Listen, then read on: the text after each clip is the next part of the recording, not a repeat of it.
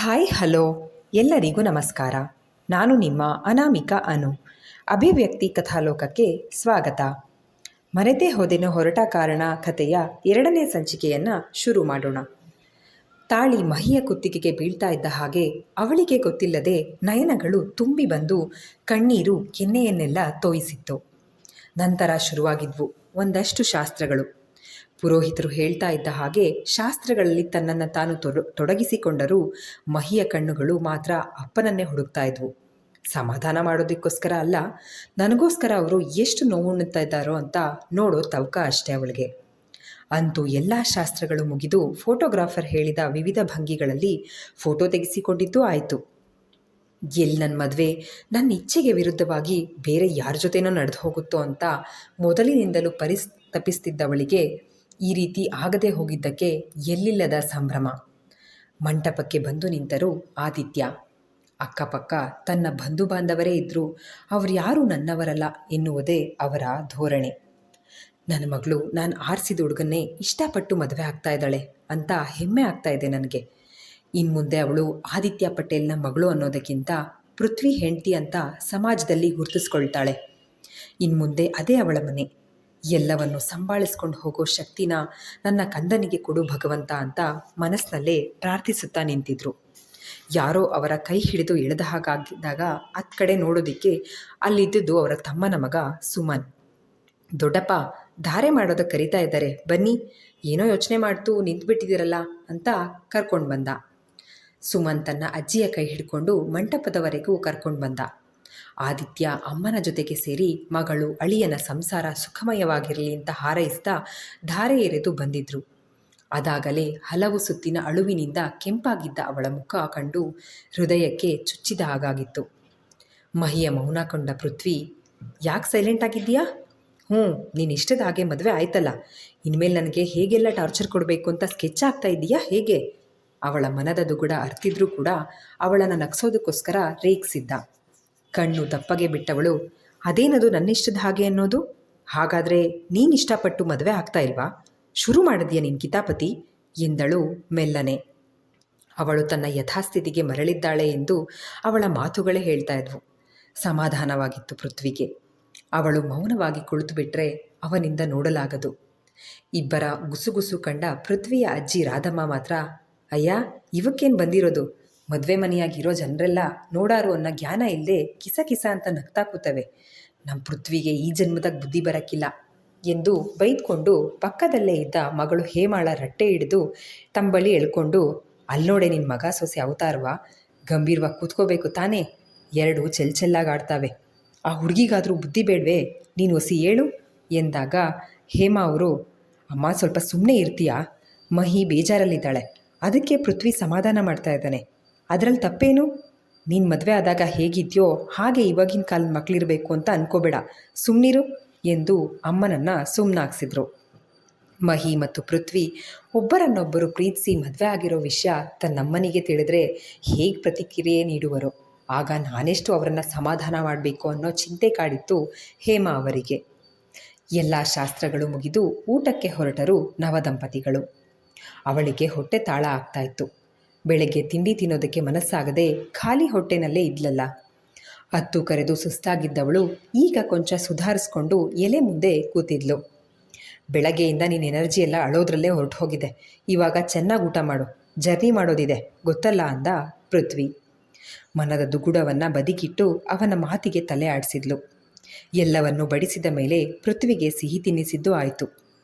ಅವನ ಕೈನಿಂದ ತಿಂದದ್ದೂ ಆಯಿತು. ಬಡಿಸಿದ್ದ ಪೂರಿ ಸಾಗು ಕಂಡು ಬಾಯಲ್ಲಿ ನೀರೂರಿತ್ತು.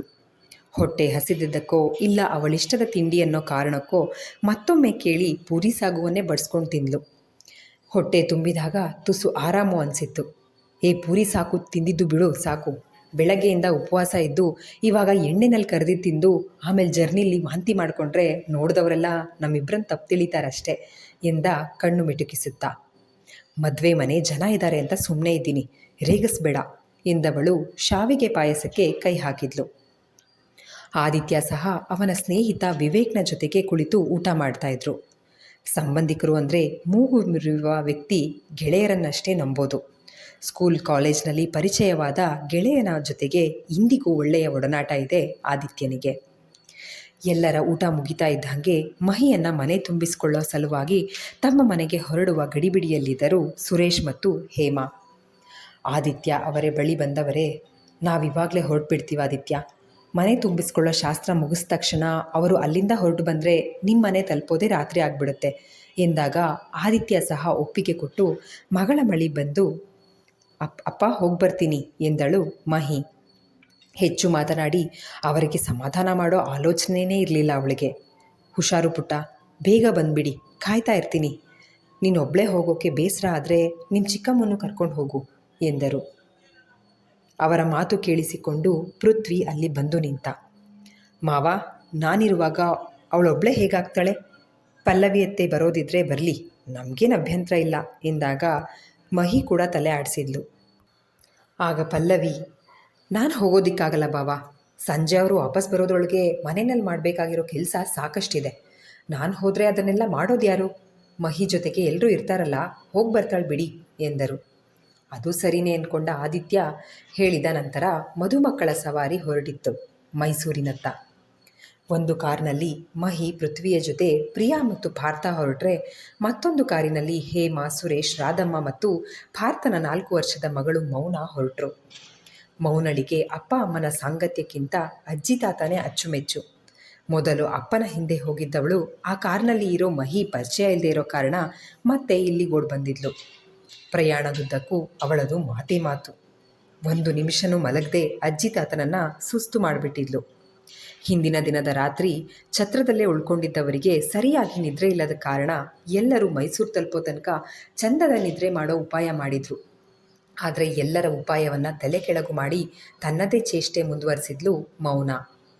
ರಾಧಮ್ಮನಿಗಂತೂ ಅವಳ ಆಟಗಳನ್ನು ಕಂಡು ಸ್ವಲ್ಪ ಹೊತ್ತು ಸುಮ್ಮನಿರದ ಮಗುವಿನ ಮೇಲೆ ರೇಗೆ ಬಿಟ್ಟರು. ಲೇ ಹೇಮಾ, ಏನೇ ನಿಮ್ಮ ಮೊಮ್ಮಗಳು ಈ ಪಾಟಿ ಗಲಾಟೆ ಮಾಡ್ತಾಳೆ? ಒಂದು ಗಳಿಗೇನೂ ಕೈಕಾಲು ಸುಮ್ಮನೆ ಇರೋದೇ ಇಲ್ಲ ಅಂತೀನಿ. ಒಂದು ಕೊಟ್ಟು ಸುಮ್ಮನೆ ಕೂಡಿಸು. ಅದೆಂಥದ್ದು ಹೆಸರು? ಮೌನ ಅಂತೆ. ಹೆಸರಿಗೂ ಈ ಹುಡುಗಿ ಆಡೋ ಹುಟ್ಟಿಗೂ ಸಂಬಂಧನೇ ಇಲ್ವಲ್ಲೇ. ಬಾಯಿ ತೆಗೆದ್ರೆ ಮಾತೋ ಮಾತು ಎಂದವರ ಮಾತಿಗೆ ಹೇಮಾ ಮತ್ತು ಸುರೇಶ್ ಜೋರಾಗಿ ನಕ್ಬಿಟ್ರು. ಈ ವಯಸ್ಸಿನಲ್ಲಿ ಗಲಾಟೆ ಮಾಡದೆ ನಿಮ್ಮ ಹಾಗೆ ವಯಸ್ಸಾದ್ಮೇಲೆ ಗಲಾಟೆ ಮಾಡೋಕ್ಕಾಗತ್ತಾ ಅತ್ತೆ? ಮಕ್ಕಳು ಹೀಗೆ ಲವಲವಿಕೆಯಿಂದ ಇದ್ರೇ ಚಂದ. ಅವಳು ಒಂದಿನ ಮನೇಲಿಲ್ಲ ಅಂದರೆ ಮನೆ ಬಿಕ್ಕೋ ಅನಿಸುತ್ತೆ ಗೊತ್ತಾ? ಇನ್ಮೇಲೆ ನೀವು ಕೂಡ ನನ್ನ ಜೊತೆನೇ ಇರ್ತಿರಲ್ಲ, ಗೊತ್ತಾಗುತ್ತೆ ಬನ್ನಿ ಎಂದರು ಸುರೇಶ್. ನೋಡಿ ನಿನ್ನ ಗಂಡ ನಂಗೆ ಶಾನೆ ವಯಸ್ಸಾಗದೆ ಅನ್ನೋಂಗೆ ಹೇಳ್ತಾವ್ರೆ. ನೀವು ಅಜ್ಜಿ ತಾತ ಒಬ್ಬಳೆ ಮೊಮ್ಮಗಳು ಅಂತ ತಲೆ ಮೇಲೆ ಇಟ್ಕೊಂಡು ಮೆರೆಸಿಸ್ತೀರಾ, ಅದಕ್ಕೆ ಅವಳು ಹಂಗಾಡ್ತಾಳೆ. ಏನೋ ಹೋಗಲಿ ಬಿಡು, ನಿಮ್ಮ ಮನೆ ನಿಮ್ಮಿಷ್ಟ ಎಂದು ಮಾತು ಮುಗಿಸಿ ಸ್ವಲ್ಪ ಹೊತ್ತಿಗೆ ನಿದ್ರೆಗೆ ಜಾರಿದ್ರು. ಇತ್ತ ಪಾರ್ಥ ಡ್ರೈವ್ ಮಾಡ್ತಾ ಇದ್ರೆ ಪಕ್ಕವೇ ಕುಳಿತಿದ್ದ ಪ್ರಿಯಾ ನಿನ್ನೆ ರಾತ್ರಿ ಸರಿಯಾಗಿ ನಿದ್ರೆ ಇಲ್ಲದ ಕಾರಣ ಸೊಂಪಾದ ನಿದಿರೆಗೆ ಜಾರ್ಬಿಟ್ಟಿದ್ಲು. ಪೃಥ್ವಿ ಮತ್ತು ಮಹಿಗೆ ನಿದ್ರೆ ಬರ್ತಿಲ್ಲ, ನಿಶ್ಚಿಂತೆಯಾಗಿ ಮಲಗಲೂ ಆಗ್ತಾ ಇಲ್ಲ. ಇಬ್ಬರಿಗೂ ಅವರವರದೇ ನೋವುಗಳಿವೆ. ಇಬ್ಬರ ಮನಸ್ಸಿನಲ್ಲೂ ಮತ್ತೊಬ್ಬರೊಂದಿಗೆ ಹಂಚ್ಕೊಳ್ಳೋದಕ್ಕಾಗದೇ ಇರೋ ಒಂದಷ್ಟು ಗೊಂದಲಗಳಿವೆ. ಒಂದ್ಸಲ ಸರಿ ಅನಿಸಿದ್ದು ಮತ್ತೊಂದು ಗಳಿಗೆಗೆ ತಪ್ಪು ಅನಿಸೋಕೆ ಶುರುವಾಗಿದೆ. ಆದರೂ ಪ್ರೀತಿಸಿದವರನ್ನೇ ಮದುವೆ ಆಗಿಬಿಟ್ಟೆ ಅನ್ನೋ ನೆಮ್ಮದಿಯಂತೂ ಇಬ್ಬರ ಮನಸ್ಸಿನಲ್ಲೂ ಇದೆ. ಆಗೋದೆಲ್ಲ ಒಳ್ಳೆಯದಕ್ಕೆ ಅನ್ನೋ ನಂಬಿಕೆಯೊಂದನ್ನೇ ಮನಸ್ಸಿನಲ್ಲಿಟ್ಕೊಂಡು ಮನೆ ತಲುಪಿದ್ರು ಜೋಡಿಗಳು. ಮೌನ ಮಾತಾಡಿ ಸುಸ್ತಾಗಿ ತಾತನ ಹೆಗಲ ಮೇಲೆ ಮಲಗಿಬಿಟ್ಟಿದ್ಲು. ಅವಳನ್ನು ಎತ್ಕೊಂಡ ಪ್ರಿಯಾ ಮನೆಯೊಳಗೆ ಬಂದವಳು ಮಹಿಯನ್ನು ಮನೆ ತುಂಬಿಸ್ಕೊಳ್ಳೋದಕ್ಕೆ ವ್ಯವಸ್ಥೆ ಆಗಿದೆಯಾ ಅಂತ ನೋಡ್ತಾ ಇದ್ಲು. ಅವಳ ಹಿಂದೆಯೇ ಹೇಮಾ ಮತ್ತು ರಾಧಮ್ಮನೂ ಬಂದರು. ಮನೆ ತುಂಬ ಇರೋ ಜನರನ್ನು ಕಂಡ ಮಹಿಗೆ ಆಶ್ಚರ್ಯ. ಅತ್ತೆ, ಯಾರಿವರೆಲ್ಲ ಅಂತ ಕೇಳಿದ್ಲು. ಅಕ್ಕಪಕ್ಕದ ಮನೆಯವರು. ಮದುವೆ ವೀಕ್ ಡೇ ಇದ್ದಿದ್ದಕ್ಕೆ ತುಂಬ ಜನ ಬೆಂಗಳೂರಿಗೆ ಮದುವೆಗೆ ಬರೋಕ್ಕಾಗಲಿಲ್ಲ. ಹೇಗಿದ್ದರೂ ಮುಂದಿನ ವಾರ ಇಲ್ಲೇ ರಿಸೆಪ್ಷನ್ ಇದೆಯಲ್ಲ, ಆಗ ಎಲ್ಲರೂ ಬರ್ತಾರೆ. ನಿನ್ನ ಮನೆ ತುಂಬಿಸ್ಕೊಳ್ಳೋದಕ್ಕೆ ಎಲ್ಲ ರೆಡಿ ಮಾಡ್ಕೊಂಡು ಕಾಯ್ತಾ ಇದ್ದಾರೆ ಎಂದರು ಹೇಮಾ. ತಮ್ಮದೇ ಮನೆ ಎನ್ನೋ ಹಾಗೆ ಎಲ್ಲವನ್ನ ವ್ಯವಸ್ಥೆ ಮಾಡಿಕೊಂಡು ನಮ್ಮ ದಾರಿ ಕಾಯ್ತಾ ಇರೋರನ್ನ ಕಂಡು ಸಂತೋಷವಾಗಿತ್ತು ಮಹಿಗೆ. ತನ್ನ ಮನೆಯಲ್ಲಿ ಅಪ್ಪನ ಗುಣ ಸ್ವಭಾವಕ್ಕೆ ಅಂಜೋ ಸಂಬಂಧಿಕರು ತಾವೇ ಕರೆದ್ರೂ ಮನೆಯವರೆಗೆ ಬರ್ತಾ ಇರಲಿಲ್ಲ. ಮದುವೆಗೆ ವಾರ ಇರುವಾಗ ಸುಲೋಚನಾ ಅವರು ಪಲ್ಲವಿ ಜೊತೆ ಬಂದು ಉಳ್ಕೊಂಡಿದ್ರು ಅಷ್ಟೇ. ಉಳಿದ ಎಲ್ಲ ಸಂಬಂಧಿಕರು ನೇರವಾಗಿ ಮದುವೆ ಛತ್ರಕ್ಕೆ ಬಂದು ಮದುವೆ ಮುಗಿಸ್ಕೊಂಡು ಹೊರಟ್ಬಿಟ್ಟಿದ್ರು. ಮದುವೆ ಮನೆಗೆ ಕಳೆ ಬರೋದೇ ಜನರ ಸದ್ದುಗದ್ದಲ ಮನೇಲಿ ಸೇರಿದಾಗ, ಎಲ್ಲ ಕೆಲಸವನ್ನು ಹಂಚಿಕೊಂಡು ಮಾಡುವಾಗ. ತನ್ನ ಮನೆಯಲ್ಲಿ ಆ ಸಂಭ್ರಮ ಇಲ್ಲದೆ ಮಂಕಾಗಿದ್ದವಳು ಪೃಥ್ವಿಯ ಮನೆಯಲ್ಲಿ ಆ ಕಳೆಯನ್ನು ಕಂಡು ಹೊಸದೊಂದು ಉಲ್ಲಾಸ ಅವಳಲ್ಲಿ ಆವರಿಸಿಬಿಟ್ಟಿತ್ತು. ಅಕ್ಕಿ ತುಂಬಿದ ಸೇರನ್ನೊದ್ದು ಬಲಗಾಲಿಟ್ಟು ಒಳಬಂದವಳನ್ನು ಹೆಂಗಳೆಯರ ಗುಂಪು ಅಡ್ಡಗಟ್ಟಿತ್ತು. ಏನು ಹಾಗೆ ಒಳಗಡೆ ನುಗ್ತಾ ಇದ್ದೀರಾ, ಇಬ್ಬರು ಹೆಸರೇಳಿ ಒಳಗಡೆ ಬನ್ನಿ ಎಂದಾಗ ಪೃಥ್ವಿ ಸುಮ್ಮನಿರದೆ, ಹೇ ಆಂಟಿ, ಇದೇನು ಹಳೆ ಸ್ಟೈಲ್ನಲ್ಲಿ ಹೆಸರು ಹೇಳ್ಸೋದು, ಅವಳನ್ನು ಹಗ್ ಮಾಡು ಅಂತನೋ ಕಿಸ್ ಮಾಡು ಅಂತನೋ ಹೇಳ್ತೀರಾ ಅಂತ ಕಾಯ್ತಿದ್ದೆ, ನೀವೆಲ್ಲ ಇನ್ನೂ ಅಪ್ಡೇಟ್ ಆಗಿಲ್ಲ ಎಂದಾಗ ಎಲ್ಲರೂ ಜೋರಾಗಿ ನಕ್ಬಿಟ್ರು. ಸುರೇಶ್ ಒಳ ಬಂದವರು ತರಲೇ ನನ್ನ ಮಗನೆ ಎಂದು ತಲೆಯ ಮೇಲೊಂದು ಮೊಟಕಿ ಹೋಗಿದ್ರು. ಮಹಿ ಅವನನ್ನು ಮೊಣಕೈನಲ್ಲೇ ತಿವಿದು ಸುಮ್ಮನಿರುವಂತೆ ಸನ್ನೆ ಮಾಡಿದ್ಲು. ರಾಧಮ್ಮ ಅವರಂತೂ ಎಲ್ಲವನ್ನ ಸೂಕ್ಷ್ಮವಾಗಿ ಗಮನಿಸ್ತಾ ಇದ್ರು. ಒಳಬಂದ ಜೋಡಿಗಳು ಹಾಲು ಹಣ್ಣು ಸೇವಿಸಿದ ನಂತರ ಕೊಂಚ ಸಮಯ ಕುಳಿತಿದ್ರು. ಅಪ್ಪ ಅಲ್ಲಿಗೆ ಬಂದು ತಲುಪಿದ ನಂತರ ಫೋನ್ ಮಾಡು ಅಂತ ಹೇಳಿದ್ದು ನೆನಪಾದ ಮಹಿ, ಪೃಥ್ವಿ, ನನ್ನ ಫೋನ್ನಲ್ಲಿ ಚಾರ್ಜ್ ಇಲ್ಲ, ಸ್ವಲ್ಪ ನೀನು ಫೋನ್ ಕೊಡು, ಅಪ್ಪಂಗೆ ಕಾಲ್ ಮಾಡ್ತೀನಿ ಎಂದಾಗ ರಾಧಮ್ಮನವರಿಗೆ ತುಸು ಕೋಪ ಬಂದಿತ್ತು. ಏ ಹುಡುಗಿ, ಅದೇನದು ಗಂಡನ ಹೆಸರಿಟ್ಟು ಕರೆದಿದ್ದು ಅಲ್ಲದೆ ಹೋಗು ಬಾ ಅಂತೀಯಾ, ಇದೇನಾ ನಿಮ್ಮ ಮನೆಯಾಕೆ ಹೇಳಿ ಕಳಿಸಿರೋದು ಎಂದರು ಖಾರವಾಗಿ. ಹೆಸರಿಟ್ಟಿರೋದೇ ಕರೆಯೋದಕ್ಕಲ್ವಾ ಅಜ್ಜಿ ಎಂದಳು ಮಹಿ ನಗ್ತಾ. ಅಜ್ಜಿ ರೇಗಿದ್ರು ಅಂತ ಬೇಸರವಂತೂ ಇಲ್ಲ ಅವಳಿಗೆ. ಆ ಮಾತಿಗೆ ಪೃಥ್ವಿಯು ನಕ್ಕಾಗ ರಾಧಮ್ಮ ಕೋಪ ಮಾಡಿಕೊಂಡು ಎದ್ದು ಒಳಗಡೆ ಬಂದುಬಿಟ್ರು. ಹೇಮಾಳಿಗಂತೂ ತಲೆ ಚಚ್ಕೊಳ್ಳೋ ಹಾಗಾಗಿತ್ತು. ತನ್ನಮ್ಮನನ್ನು ಹೇಗೆ ಸಂಭಾಳಿಸೋದು ಅನ್ನೋ ಚಿಂತೆ ಬಿಟ್ಟು ಮನೆಯಲ್ಲಿ ಆಗಬೇಕಾದ ಕೆಲಸಗಳತ್ತ ಗಮನ ಕೊಟ್ಟರು. ಮಧುಮಕ್ಕಳ ಸುತ್ತಮುತ್ತ ಎಲ್ಲರೂ ಕೂತು ಮಾತು ಶುರು ಮಾಡಿದರು. ಹೇಮಾ ಲಘು ಬಗೆಯಿಂದ ಓಡಾಡ್ತಾ ಯಾವುದೋ ತಯಾರಿಯಲ್ಲಿದ್ದರು. ಇತ್ತ ತನ್ನ ರೂಮಿಗೆ ಬಂದ ಪ್ರಿಯಾ ಹುಟ್ಟಿದ್ದ ಸೀರೆ ಬದಲಿಸಿ ಮುಖ ತೊಳೆದವಳು ಮನೆ ತುಂಬ ಜನ ಇದ್ದಾರೆ ಅನ್ನೋದನ್ನು ಲೆಕ್ಕಿಸದೆ ನೈಟ್ ಪ್ಯಾಂಟ್ ಮೇಲೆ ಗಂಡನ ಒಂದು ದೊಗಳೆ ಟೀ ಶರ್ಟ್ ಒಂದನ್ನು ಧರಿಸಿ ಕೂದಲನ್ನು ಕ್ಲಿಪ್ ಹಾಕಿ ತುರುಬು ಕಟ್ಟಿದವಳೆ ಅಲ್ಲೇ ಇದ್ದ ಬೀನ್ ಬ್ಯಾಗ್ ಮೇಲೆ ಕುಳಿತು ಬಿಟ್ಲು. 2 ದಿನದ ಮದುವೆ ಮನೆ ಓಡಾಟ ಅವಳಿಗೆ ಸಾಕಾಗ್ಬಿಟ್ಟಿತ್ತು. ಮನೆಯ ಹಿರಿಸೊಸೆ ಅನ್ನೋ ಕಾರಣಕ್ಕೆ ಎಲ್ಲರೂ ಎಲ್ಲ ಕೆಲಸಕ್ಕೂ ಅವಳನ್ನೇ ಕರೆಯುವಾಗ ಕೋಪ ಬಂದರೂ ಏನೂ ಮಾಡಲಾಗದೆ ಸಹಿಸ್ಕೊಂಡ್ಬಿಟ್ಟಿದ್ಲು. ಇಷ್ಟೆಲ್ಲ ಕೆಲಸ ಓಡಾಟದ ಅಭ್ಯಾಸವಿಲ್ಲ ಅವಳಿಗೆ. ಅಸಲಿಗೆ ಮದುವೆಗೆ ಬೇಕಾದ ಎಲ್ಲ ತಯಾರಿ ಮಾಡಿಕೊಂಡಿದ್ದು ಹೇಮಾ. ಮೊಮ್ಮಗಳನ್ನು ನೋಡ್ಕೊಳ್ತಾ ಇದ್ದಿದ್ದು ಕೂಡ ಅವರೇ. ಇವಳು ಆಫೀಸ್ ಕೆಲಸದ ನೆಪ ಒಡ್ಡಿ ಯಾವುದನ್ನು ಮಾಡದೆ ವೀಕೆಂಡ್ನಲ್ಲಿ ಮಾಡ್ಕೊಳ್ಳೋಣ ಅತ್ತೆ ಅಂತ ಜಾರ್ಕೊಂಡು ಬಿಡ್ತಾ ಇದ್ಲು. ವೀಕೆಂಡ್ ಬರೋ ಅಷ್ಟರಲ್ಲಿ ಅತ್ತೆನೇ ಎಲ್ಲ ಮಾಡಿ ಮುಗಿಸಿರ್ತಾರೆ ಅಂತ ಅವಳಿಗೆ ಚೆನ್ನಾಗಿ ಗೊತ್ತಿತ್ತು.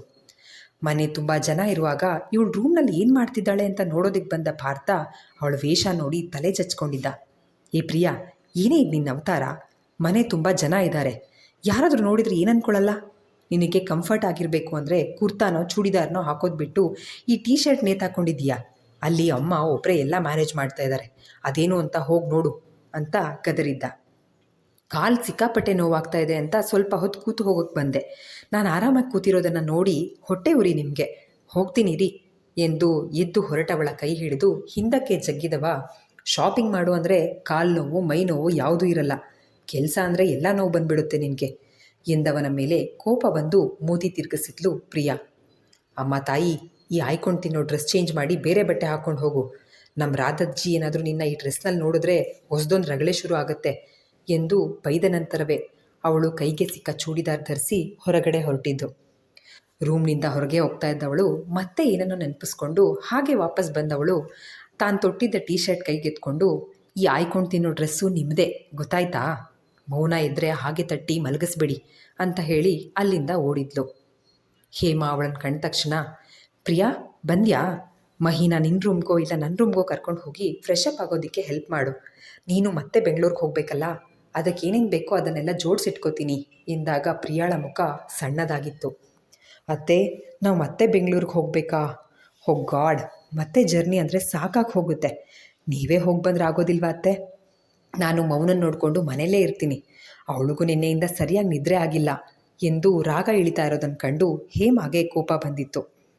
ಕೆಲಸ ಮಾಡೋಕ್ಕಾಗಲ್ಲ, ಮೊದಲು ಮಧುಮಕ್ಕಳ ಜೊತೆ ಬೆಂಗಳೂರಿಗೆ ಹೋಗಿ ಅವರನ್ನು ಬಿಟ್ಟು ಬರೋದಕ್ಕೂ ಆಗಲ್ವ ಇವಳಿಗೆ, ಈಗೇನಾದರೂ ಹೇಳಿದ್ರೆ ಮನೆಯಲ್ಲಿ ಜನ ಇರೋದನ್ನು ಲೆಕ್ಕಿಸದೆ ಜಗಳಕ್ಕೆ ನಿಂತು ಬಿಡ್ತಾಳೆ ಅಂತ ಮನಸ್ಸಿನಲ್ಲೇ ಗುಣಗ್ತಾ, ನೀನೇ ಹೋಗಬೇಕು, ಮನೆ ಹಿರಿಸೊಸೆ ಅಂದಮೇಲೆ ನನ್ನ ನಂತರ ಎಲ್ಲ ಜವಾಬ್ದಾರಿ ನಿಂದೇ ಅಲ್ವಾ, ಹೋಗಿ ಬಂದುಬಿಡಿ ಆಯಿತಾ ಎಂದಾಗ ಮನಸ್ಸಿಲ್ಲದೆ ಒಪ್ಕೊಂಡ್ಳು. ಮಹಿಯನ್ನು ಅತ್ತೆಯ ರೂಮಿಗೆ ಕರ್ಕೊಂಡು ಹೋದವಳು ಅವಳು ಬಟ್ಟೆ ಬದಲಾಯಿಸಿ ಮುಖ ತೊಳೆದು ಬಂದೊಡನೆ, ಮಹಿ, ನಿನ್ನ ಪತಿರಾಯ ಆಗಲೇ ನಿನ್ನ ಹುಡುಕೊಂಡು ಬಂದಿದ್ದ, ಅದೇನೋ ಕೇಳಿ ಹೋಗು ಎಂದಳು ಪ್ರಿಯಾ ನಗುತ್ತಾ.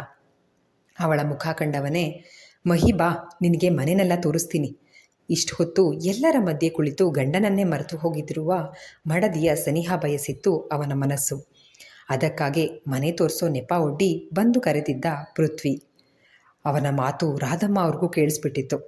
ಎಲ್ಲರ ಜೊತೆ ಮಾತನಾಡ್ತಾ ಕುಳಿತುಕೊಳ್ಳಲು ಹೊರಟವಳಿಗೆ ಗಂಡನ ಮಾತು ಕೇಳಿಸಿದ್ರೂ ಜಾಣ ಕಿವುಡುತನ ಪ್ರದರ್ಶಿಸುತ್ತಾ ಅವನ ಮಾತಿನ ಮೇಲೆ ಗಮನವೇ ಇಲ್ಲದಂತೆ ಕೂತ್ಬಿಟ್ಟಿದ್ಲು. ಪೃಥ್ವಿಯ ಈ ಮಾತಿನ ಹಿಂದಿದ್ದ ಉದ್ದೇಶ ಗೊತ್ತಿದ್ದ ಹುಡುಗಿ ಒಳಗೊಳಗೆ ನಕ್ಕು ಕೆನ್ನೆ ಕೆಂಪಾಗಿತ್ತು. ಅಕ್ಕಪಕ್ಕದಲ್ಲಿದ್ದ ಹೆಂಗಸರು ಸಹ ಹೋಗಮ್ಮ ಮಹಿ, ಮನೆ ನೋಡ್ಕೊಂಡು ಬಾ ಎಂದಿದ್ದೇ ತಡ ಅವಳ ಕೈ ಹಿಡಿದು ಎಳೆದುಕೊಂಡೇ ಹೋಗಿದ್ದ ಪೃಥ್ವಿ. ಅಡುಗೆ ಮನೆಯಿಂದ ಶುರು ಮಾಡಿ ಪೂಜೆ ಮನೆ, ಹೇಮಾ, ಪ್ರಿಯಾ ಅವರ ರೂಮ್ ಎಲ್ಲನ ತೋರಿಸ್ಕೊಂಡು ಮಹಡಿ ಮೆಟ್ಲು ಹತ್ತೋ ವೇಳೆಗೆ ಬಂದು ನಿಂತಿದ್ರು ರಾಧಮ್ಮ. ನಿಲ್ಲೋ ಅಲ್ಲಿ, ಮನೆಯಾಗಿರೋ ಜನನ ಮಾತಾಡ್ಸ್ಕೊಂಡು ಕೂತಿರೋಳ್ನ ಕೈ ಹಿಡ್ಕೊಂಡು ಎಲ್ಲಿಗ್ಲಾ ಕರ್ಕೊಂಡು ಹೊಂಟಿದ್ದಿ? ಅದೇನು ಮಕ್ಕಳೋ, ನಯ ನಾಜುಕು ಅನ್ನೋದೇ ತಿಳಿವಲ್ದು. ಶಾಸ್ತ್ರ ಎಲ್ಲ ಆಗಗಂಟ ನೀವಿಬ್ಬರೇ ಹಿಂಗೆಲ್ಲ ದೊಡ್ಡೋರ್ ಕಣ್ ತಪ್ಪಿಸಿ ಓಡಾಡಂಗಿಲ್ಲ, ತಿಳಿತಾ ಎಂದಾಗ, ಅಜ್ಜಿ, ನಾನೇನು ಬೇರೆ ಹುಡುಗಿ ಕೈ ಹಿಡ್ಕೊಂಡು ಓಡಾಡ್ತಾ ಇದ್ದೀನಾ? ನನ್ನ ಹೆಂಡತಿ ಕೈ ಹಿಡ್ಕೊಂಡು ನಾನು ಓಡಾಡೋದಕ್ಕೆ ಯಾರು ಪರ್ಮಿಷನ್ ತೊಗೋಬೇಕು? ನೀನೇನೋ ಅಂದ್ಕೋಬೇಡ, ನಾನು ಮನೆ ತೋರ್ಸೋಕ್ಕಷ್ಟೇ ಕರ್ಕೊಂಡು ಹೋಗ್ತಾ ಇರೋದು ಎಂದಿದ್ದ ಪೃಥ್ವಿ. ಮನೆ ತೋರಿಸ್ಕೊಂಡು ಕರ್ಕೊಂಡು ಬರಬೇಕು ತಾನೇ? ನೀನು ಬಿಡು ಗಾಡಿ, ನಾನೇ ತೋರಿಸ್ಕೊಂಡು ಬರ್ತೀನಿ, ನಡಿಯೇ ಮಗ ಎಂದವರು ಮಹಿಯ ಕೈ ಹಿಡ್ಕೊಂಡು ಮೆಟ್ಲು ಹತ್ತಿ ಹೊರಟೇ ಹೋದರು. ಅಳುವವನ ಹಾಗೆ ಮುಖ ಮಾಡಿಕೊಂಡು ಬಂದವನನ್ನು ಕಂಡು ಹಾಲ್ನಲ್ಲಿ ಕೂತಿದ್ದವರಿಗೆ ಜೋರು ನಗು. ಅವರು ಬರೋವರೆಗೂ ಸಮಯ ಕಳೆಯಲು ಮೊಬೈಲ್ ನೋಡ್ತಾ ಕುಳಿತ. ಆಗಲೇ ಕಣ್ಣಿಗೆ ಬಿದ್ದಿತ್ತು ಅದೇ ನಂಬರ್ನ ಮಿಸ್ಡ್ ಕಾಲ್. ಅಪ್ಪನಿಗೆ ಕರೆ ಮಾಡಬೇಕೆಂದು ಮಹಿ ಮೊಬೈಲ್ ತೆಗೆದುಕೊಂಡ ಸಮಯಕ್ಕೆ ಆ ಕರೆ ಬಂದಿತ್ತು. ಬಹುಶಃ ಮಹಿ ಕಾಲ್ನಲ್ಲಿದ್ದದ್ದಕ್ಕೆ ಬ್ಯುಸಿ ಬಂದು ಮಿಸ್ಡ್ ಕಾಲ್ ಆಗಿರಬೇಕು ಅಂತ ಊಹಿಸಿದ್ದ. ಅವನಿಗೆ ಒಂದು ಸಲ ಗಾಬರಿ ಆಗಿತ್ತು. ಮಹಿ ಏನಾದರೂ ಕರೆ ಸ್ವೀಕರಿಸಿದರೆ ಅವಳನ್ನು ಸಂಭಾಳಿಸೋದು ಇವನಿಗೆ ಕಷ್ಟನೇ ಆಗಿರ್ತಾ ಇತ್ತು. ರಾಧಮ್ಮ ಮಹಿಗೆ ಮನೆಯಲ್ಲೆಲ್ಲ ತೋರಿಸ್ಕೊಂಡು ಕೆಳಗಡೆ ಕರ್ಕೊಂಡು ಬಂದರು. ಮುಖ ಉದಿಸ್ಕೊಂಡು ಕುಳಿತಿರೋ ಮೊಮ್ಮಗನನ್ನು ಕಂಡು, ಮನೆ ಪೂರ್ತಿ ತೋರಿಸ್ಕೊಂಡು ಬಂದೆ ಕಣ್ಲಾ, ಇನ್ನೇನಿದ್ದಾತು? ಹಿಂದೆಗಡೆ ಬಾಗಿಲನ್ನ ಹೋದರೆ ಬಟ್ಟೆ ಹಿಂಡಕ್ಕೆ ಜಾಗ ಮಾಡ್ಕೊಂಡವ್ರೆ. ಬಾರೆ ಮಗ, ಅದನ್ನೂ ತೋರಿಸ್ಕೊಂಡು ಬರ್ತೀನಿ. ಇಲ್ಲಾಂದರೆ ಈ ನನ್ನ ಮಗ ಅಜ್ಜಿ ಅಲ್ಲೊಂದು ಜಾಗವ ನನ್ನ ಹೆಂಡ್ರು ನೋಡೇ ಇಲ್ಲ ಅಂತ ಕುಂಟ್ನೆಪ ಹೇಳ್ಕೊಂಡು ನೀನು ಕರ್ಕೊಂಡು ಹೋಗಕ್ಕೆ ಕಾಯ್ತಾ ಕೂತವನೆ ಎಂದು ಮೊಮ್ಮಗನ ಕಾಲೆಳೆದಿದ್ರು. ಈ ರಾಧೆ, ನಿಂದು ಯಾಕೋ ಅತಿ ಆಯಿತು ಎಂದ ಪೃಥ್ವಿ. ಏಟ್ಕಿತಾನಲ್ಲ ನಿಂಗೆ ಹೇಳೋದು, ನನ್ನ ಆ ಹೆಸ್ರನ್ನ ಕರಿಬೇಡ, ನನ್ನ ಗಂಡ ಮಾತ್ರ ಹಂಗೆ ಕರಿಬೇಕು ಅಂತ ಅಂದರೆ ದಿಮಾಗ್ ತೋರಿಸ್ಕೊಂಡು ಹಾಗೆ ಕರೆದಿಯೋ? ಎಂಡ್ರು ಬಂದವಳೆ ಅಂತ ಮಖ ನೋಡದೆ ಬಾರ್ಗೋಲ್ ತಕ್ಕಂಡು ಬಂದು ಬಾರಿಸ್ಬಿಡ್ತೀನಿ ನೋಡು ಎಂದರು ರಾಧಮ್ಮ ಕೋಪದಿಂದ. ನೀನು ರಾಧೆ ಅಲ್ಲ, ನನ್ನ ಪಾಲಿಗೆ ದೊಡ್ಡ ಬಾಧೆ. ಪೃಥ್ವಿಗೆ ತನ್ನ ಉಪಾಯ ಫಲಿಸದೆ ಹೋಗಿದ್ದಕ್ಕೆ ಅಜ್ಜಿಯ ಮೇಲೆ ವಿಪರೀತ ಸಿಟ್ಟು ಬಂದಿತ್ತು. ಹೇಮಾಳಿಗೂ ಮಗನ ಫಜೀತಿ ಕಂಡು ನಗು ಬಂದಿತ್ತು. ಅಮ್ಮ, ನಿನ್ನ ಬಾಯಿಲಿ ಸ್ವಲ್ಪ ಕೆಲಸ ಇದೆ ಅಂತ ಮೆಲ್ಲಗೆ ರಾಧಮ್ಮನನ್ನು ಒಳಗಡೆ ಕರ್ಕೊಂಡು ಹೋದರು. ಎದೆ ಮೇಲೆ ಕೈ ಇಟ್ಕೊಂಡು ನಿಟ್ಟಿಸಿರು ಬಿಟ್ಟವ ತಡ ಮಾಡದೆ ಬಾರೆ ಅಂತ ಮಹಿಯ ಕೈ ಇಟ್ಕೊಂಡು ಮಹಡಿ ಮೆಟ್ಟಿಲು ಹತ್ತಿ ಅವನ ರೂಮ್ ತೋರಿಸಿ ಅಲ್ಲೇ ಇದ್ದ ಬಾಲ್ಕನಿಗೆ ಕರ್ಕೊಂಡು ಬಂದಿದ್ದ. ಯಾಕಿಷ್ಟು ಬೇಗ ಸೀರೆ ಬದಲಾಯಿಸ್ಬಿಟ್ಟಿದೆಯಾ ಕೇಳಿದ್ದ ಪೃಥ್ವಿ. ಗೋಲ್ಡನ್ ಕಲರ್ ಸೀರೆಯಲ್ಲಿ ಬಂಗಾರದ ಗೊಂಬೆ ಹಾಗೆ ಕಾಣ್ತಿದ್ದವಳನ್ನು ಮತ್ತಷ್ಟು ಹೊತ್ತು ಅದೇ ದಿರಿಸಿನಲ್ಲಿ ನೋಡೋ ಬಯಕೆ ಆಗಿತ್ತು ಅವನಿಗೆ. ಸೀರೆ ಒಡವೆ ಎಲ್ಲ ಹೆವಿ ಅನ್ನಿಸ್ತಾ ಇತ್ತು. ಅದಕ್ಕೆ ಪ್ರಿಯಾ ಅಕ್ಕನ ಹೆಲ್ಪ್ ತೊಗೊಂಡು ಚೇಂಜ್ ಮಾಡಿಬಿಟ್ಟೆ. ಯಾಕೆ, ಈ ಸೀರೆ ಚೆನ್ನಾಗಿಲ್ವಾ? ಅವನ ಮುಂದೆ ಒಂದು ಸುತ್ತು ಸುತ್ತಿ ಹುಬ್ಬು ಹಾರಿಸಿ ಕೇಳಿದ್ಲು. ಕೈ ಸನ್ನೆ ಮಾಡಿ ಸೂಪರ್ ಅಂತ ಹೇಳಿ ಅವಳ ನಡು ಬಳಸಿ ಬಳಿಗೆಳೆದುಕೊಂಡ. ಸುತ್ತಮುತ್ತ ಒಮ್ಮೆ ನೋಡಿ ಕಳ್ಳಿಯ ಹಾಗೆ ಅವನನ್ನು ಬಿಗಿದಪ್ಪಿಕೊಂಡು ತಾನೇ ಮುಂದಾಗಿ ಕೆನ್ನೆಯ ಮೇಲೊಂದು ಮುತ್ತನಿಟ್ಟು ಬಿಟ್ಟಿದ್ಲು ಮಹಿ. ಅವಳ ಈ ಪರಿಗೆ ಪೃಥ್ವಿಗೆ ಅಚ್ಚರಿ. ಮೊದಲೆಲ್ಲ ತಾನೇ ಅವಳ ಕೈ ಹಿಡ್ಕೊಂಡ್ರೆ ಪಬ್ಲಿಕ್ ಪ್ಲೇಸ್ ಯಾರಾದರೂ ನೋಡ್ತಾರೆ ಅಂತ ಮಾರು ದೂರ ಕೂರ್ತಾ ಇದ್ದವಳು ಇಂದು ತನ್ನ ಮನದ ಬಯಕೆ ಗುರುತಿಸಿ ಕೊಟ್ಟ ಉಡುಗೊರೆಗೆ ಕಳೆದೇ ಹೋಗಿದ್ದ. ಕಣ್ಣು ದೊಡ್ಡದಾಗಿ ಬಿಟ್ಟವಳು ಅವನನ್ನು ದೂರ ತಳ್ಳಿ ತಾನು ಮತ್ತೊಂದು ಗೋಡೆಗೆ ಅಂಟಿಕೊಂಡು ನಿಂತು, ಈ ಬಾಲ್ಕನಿನಲ್ಲಿ ಎಷ್ಟು ದೊಡ್ಡ ಜಾಗ ಇದೆ, ಒಂದು ಉಯ್ಯಾಲೆ ಹಾಕಿಸ್ಬಿಡು, ಚೆನ್ನಾಗಿರುತ್ತೆ ಪೃಥ್ವಿ ಅಂತ ಹೇಳಿ ಮುಗಿಸೋ ಹೊತ್ತಿಗೆ ಅಲ್ಲಿಗೆ ಬಂದು ನಿಂತಿದ್ರು ರಾಧಮ್ಮ. ಅವಳ ಹಠಾತ್ ಚರ್ಯೆಗೆ ಉತ್ತರ ಸಿಕ್ಕಾಗ ಸದ್ಯ ಸಿಕ್ಬೀಳಿಲ್ಲ ಅಂತ ಸಮಾಧಾನ ಮಾಡಿಕೊಂಡಿದ್ದ ಪೃಥ್ವಿ. ನಾನೆಲ್ಲ ಕೋಣೆನೂ ತೋರಿಸ್ಕೊಂಡು ಬಂದಿದ್ದೆ ಕಣ್ಲಾ, ನೀನೇನು ಪೆಸಲ್ಲ ಕರ್ಕೊಂಡು ಬಂದಿರೋದು? ನಡಿ ಕೆಳಿಕೆ, ಎಲ್ಲರೂ ನಿಮಗೆ ಕಾಯ್ತಾವ್ರೆ. ಊರು ಮುಟ್ಟೋ ಅಷ್ಟರಲ್ಲಿ ಒತ್ತಾಯ್ತದೆ. ಮಯಿ, ನಿಂಗೇನಾದರೂ ಜ್ಞಾನ ಇಲ್ವೇನೆ? ಅವ್ನು ಕರೆದ ಅಂತ ಹಿಂಗೆ ಬಂದ್ಬಿಡೋದ? ನಡೀರಿ ನಡೀರಿ ಎಂದಾಗ, ಅವನನ್ನು ನಂಬಿ ಮದುವೆನೇ ಆಗಿದ್ದೀನಂತೆ ಅಂದಮೇಲೆ ಮಹಡಿ ಮೇಲೆ ಬರೋದಕ್ಕೆ ಭಯನ ಅಜ್ಜಿ ಎಂದಳು ಮಹಿ ನಗುತ್ತಾ. ರಾಧಮ್ಮ ಇಬ್ಬರನ್ನ ಕೆಳಗೆ ಕರ್ಕೊಂಡು ಬಂದಿದ್ರು. ಸಂಜೆಯ ವೇಳೆಗೆ ಹೊರಟು ನಿಂತವರಿಗೆ ಮಡಿಲಕ್ಕಿ ತುಂಬಿ ಕಳುಹಿಸಿಕೊಟ್ಟರು ಮನೆಯವರು. ಇದ್ದಷ್ಟು ಹೊತ್ತು ಮನೆ ತುಂಬ ಇದ್ದ ಜನ, ಅವರ ನಗು, ಹರಟೆ, ಮಾತಿನ ಮಧ್ಯೆ ಕಳೆದೇ ಹೋಗಿದ್ದವಳು ಮಹಿ. ಅವಳಿಗೆ ಮನೆಯ ವಾತಾವರಣ ಬಹಳವೇ ಇಷ್ಟವಾಗಿಬಿಟ್ಟಿತ್ತು. ಮದುವೆ ಮನೆಯಿಂದ ಮದುಮಕ್ಕಳು ಮೈಸೂರಿನತ್ತ ಹೊರಟ ಕೂಡಲೇ ಅತ್ತೆಯನ್ನು ಕರ್ಕೊಂಡು ಮನೆಯತ್ತ ಹೊರಟು ಬಂದಿದ್ಲು ಪಲ್ಲವಿ. ಮನೆಯನ್ನೆಲ್ಲ ತಕ್ಕ ಮಟ್ಟಿಗೆ ಶುಚಿ ಮಾಡಿ ಮಕ್ಕಳು ಬರುವ ವೇಳೆಗೆ ಶಾಸ್ತ್ರಕ್ಕೆ ಸಿದ್ಧ ಮಾಡಿಕೊಂಡು ಬಿಡೋಣ ಎಂದು ಗಡಿಬಿಡಿಯಲ್ಲಿ ಓಡಾಡ್ತಾ ಇದ್ಲು. ಆದಿತ್ಯ ಕೂಡ ಸ್ವಲ್ಪ ಹೊತ್ತಿಗೆ ಮನೆಗೆ ಬಂದಾಗಿತ್ತು. ಛತ್ರದಲ್ಲಿ ಆಗಬೇಕಾಗಿದ್ದ ಕೆಲಸವೇನೂ ಇರಲಿಲ್ಲ. ಇವೆಂಟ್ ಮ್ಯಾನೇಜ್ಮೆಂಟ್ ಮಾಡುವವರಿಗೆ ಕೆಲಸ ಒಪ್ಪಿಸಿದ್ರಿಂದ ಎಲ್ಲವನ್ನೂ ಅವರೇ ನೋಡ್ಕೊಳ್ತಾ ಇದ್ರು. ಮನೆಯಲ್ಲಿ ಅಮ್ಮ ತಮ್ಮನ ಸಂಸಾರ ಇದ್ದರೂ ಮಗಳಿಲ್ಲದ ಕಾರಣಕ್ಕೆ ಮನೆ ಅದಾಗಲೇ ಬಿಕೋ ಅನ್ನಿಸ್ತಾ ಇತ್ತು. ಆದಿತ್ಯನ ಮನಸ್ಸು ಕೂಡ ಖಾಲಿ. ಇನ್ನು ಸ್ವಲ್ಪ ಹೊತ್ತಿಗೆ ಮಗಳು ಮನೆಗೆ ಬರುವುದು ಗೊತ್ತಿದ್ದರೂ ಮನಸ್ಸಿನಲ್ಲಿ ಅರಿಯದ ತಲ್ಲಣ. ಇನ್ನು ಸ್ವಲ್ಪ ದಿನಕ್ಕೆ ಅವಳು ಈ ಮನೆ ತೊರೆದು ತನ್ನ ಮನೆಗೆ ಹೋಗ್ಬಿಡ್ತಾಳೆ ಅನ್ನೋ ಕಾರಣಕ್ಕೆ ಇಷ್ಟು ವ್ಯಥೆ ಪಡ್ತಾ ಇರೋ ಆದಿತ್ಯನಿಗೆ ಅವಳ ಮನಸ್ಸಿನಲ್ಲಿ ಅಪ್ಪನ ಮೇಲೆ ಎದ್ದಿರುವ ಕೋಪದ ಅರಿವಿಲ್ಲ. ಅಪ್ಪ ತನಗೆ ಮಾಡಿದ ಮೋಸಕ್ಕೆ ಪ್ರತೀಕಾರ ತೀರಿಸಿಕೊಳ್ಳೋ ಸಲುವಾಗಿ ಅವಳ ಮನಸ್ಸು ಕುಗ್ಗೋಗಿರುವ ಪ್ರಜ್ಞೆ ಇಲ್ಲದೆ ಮಗಳಿಗಾಗಿ ಕಾಯ್ತಾ ಕುಳಿತಿದ್ರು ಆದಿತ್ಯ. ಇಲ್ಲಿಗೆ ಈ ಸಂಚಿಕೆ ಮುಕ್ತಾಯವಾಯಿತು. ಈ ಸಂಚಿಕೆ ನಿಮ್ಮೆಲ್ಲರಿಗೂ ಇಷ್ಟವಾಗಿದೆ ಅಂತ ಭಾವಿಸ್ತೇನೆ. ದಯವಿಟ್ಟು ನಿಮ್ಮ ಅನಿಸಿಕೆ ಅಭಿಪ್ರಾಯಗಳನ್ನು ಕಮೆಂಟ್ ಸೆಕ್ಷನ್ನಲ್ಲಿ ಹಂಚ್ಕೊಳ್ಳೋದನ್ನು ಮರಿಬೇಡಿ. ಧನ್ಯವಾದಗಳು.